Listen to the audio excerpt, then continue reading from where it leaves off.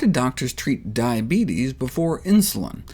Almost 1,000 medicinal plants were described as anti-diabetic agents, most of which have been used in traditional medicine, and these included beans.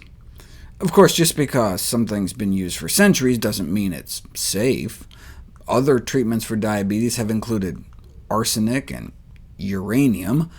Thankfully, many of these remedies fell by the wayside, but scientific interest in the anti-diabetic potential of beans never vanished completely, and even was raised in the past decade.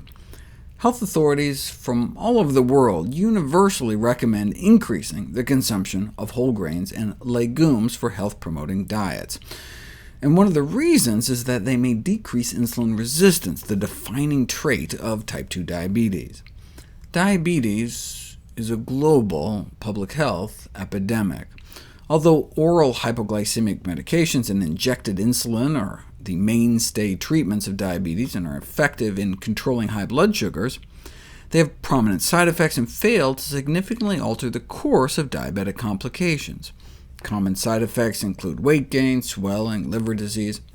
But I want to emphasize the second part. The mainstay of diabetic treatment fails to significantly alter the course of diabetic complications. Shouldn't that be the whole point of treatment? Thankfully, lifestyle modifications have proven to be greatly effective in the management of this disease, and if there's one thing diabetics should eat, it's legumes: beans, chickpeas, split peas, and lentils. The European Association for Study of Diabetes, the Canadian Diabetes Association, and the American Diabetes Association all recommend the consumption of dietary pulses as a means of optimizing diabetes control. What are pulses? They're peas and beans that come dried, so a subset of legumes, so excluding green beans and fresh green peas, which are considered more like vegetables, and also excluding the so-called oil seeds, soybeans, and peanuts. This review compiled 41 randomized controlled experimental trials, including more than 1,000 patients, corroborating the official Diabetes Association nutrition guidelines recommending the consumption of pulses as a means of optimizing diabetes control. Any better than any of the others? Well, some of the strongest evidence came from the studies that used chickpeas. And in terms of beans, pintos and black beans may beat out kidney beans.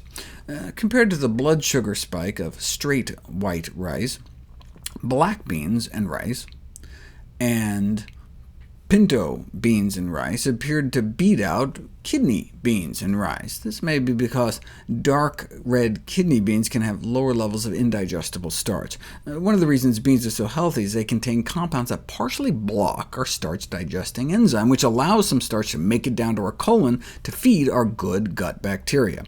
In fact, the inhibition of the starch-eating enzyme amylase, just by eating beans, approximates that of a carb-blocking drug called acarbose, sold as Precose, a popular diabetes medication. The long-term use of beans may normalize hemoglobin A1c levels, which is how you track diabetes, almost as well as the drug, without drug side effects, with names like acute generalized exanthematous pustulosis.